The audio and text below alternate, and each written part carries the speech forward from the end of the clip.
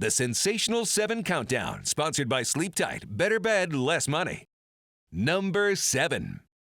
We kick off the Sensational 7 Countdown on the hardwood with the pride of Quincy Notre Dame showing up and showing out in her first week as a Missouri Tiger. Abby Schreck came off the bench Monday against Belmont, scoring 7 points and grabbing 4 rebounds in her debut. But the former Raider did what we have already seen here in the Tri-States on many occasions just a few days later.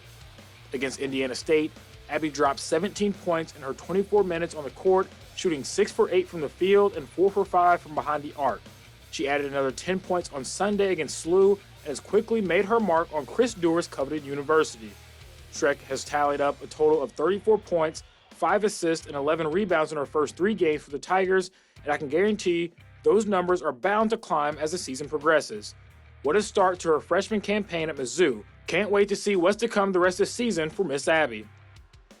Number 6. The Illinois College Blue Boys opened their season at home on Wednesday with a 64-48 win over Webster University. After returning a majority of the team from last year's historic season, Steve Schweer and company have started right where they left off. And when I say that, I don't just mean winning, but also a copious amount of dunks. Check out Buzz Ritzel coming away with the steal and then avoiding the block opportunity with a 2-hand jam, and I think that got the gym going. Already getting a glimpse of how exciting this group is going to be this year. Yeah, this is going to be a lot of fun. Number 5.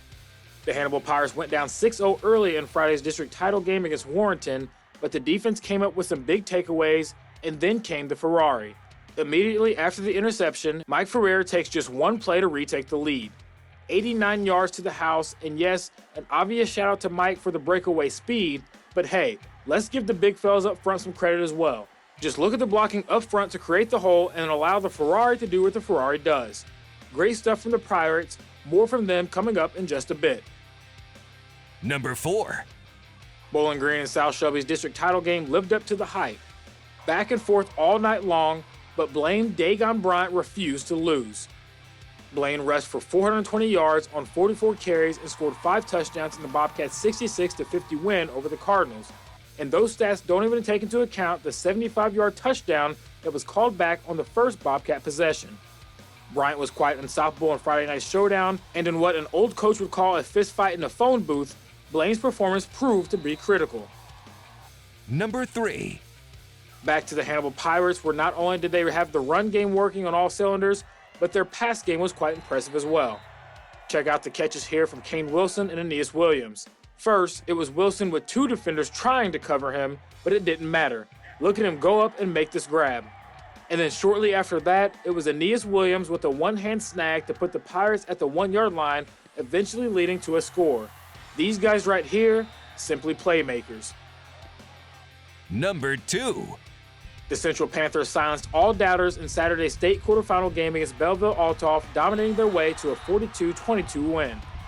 We previously discussed Casey Ray's dynamic play calling, and it was on full display in a big way. Check out the call here. A double pass. Nick Moore to Elijah Ginnenbacher, and then it was Ginnenbacher going down the field to Drew Pabin, who nearly carried the defender into the end zone. Nonetheless, the Panthers punched it home, and well, you know the rest. Number 1. But the top spot this week comes from the Bowling Green South Shelby showdown, where even when the Cardinals looked to be in trouble, they had a response. Down 24-8, the Cardinals in desperate need for a score to keep things tight, and they would get tricky. A halfback pass to Cameron Wiseman, and check him out. He threw an absolute dot to QB1 Chase Mullering, who makes some moves and falls in for the score. You've got to love seeing the playbook magic in high school football. An incredible play and a fantastic football game, which is why they've earned top spot this week, Sensational 7 style.